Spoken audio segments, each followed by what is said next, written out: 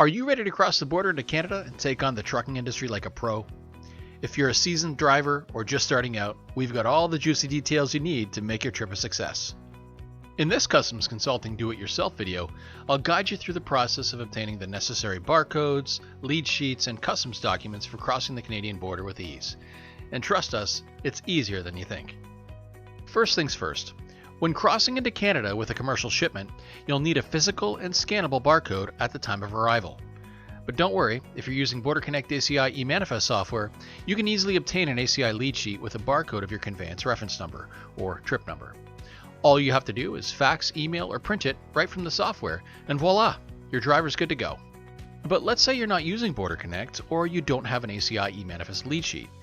No worries. You can still present a scannable PARS barcode label at the time of arrival, which contains your cargo control number.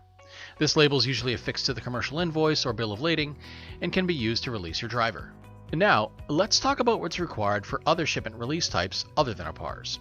When crossing into Canada, you might find yourself hauling other types of shipments, from in-bond shipments traveling to a sufferance warehouse to trade show goods and testing equipment. It's important to know the customs documents required for each scenario.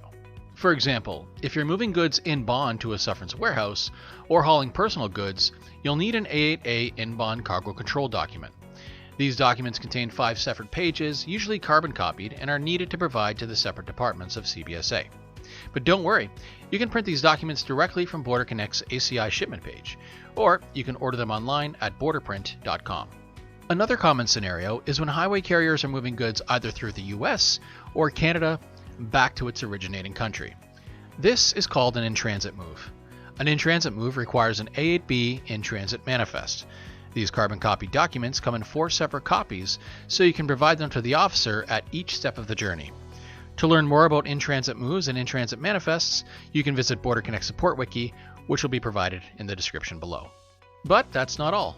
If you participate in a trusted trader program such as Customs Self-Assessment or the Free and Secure Trade program, you'll need what's called a CSA lead sheet.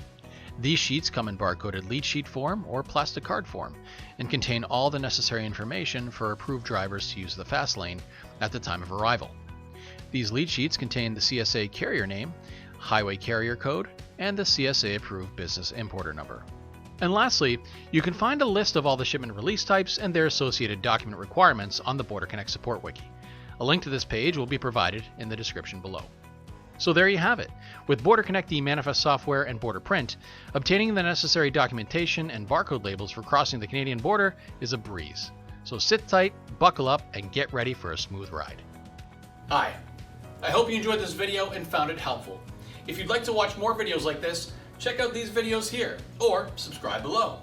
If you're not already signed up to Border Connect, you can sign up today for a free 45-day trial using special promo code EASY45. Thanks for watching.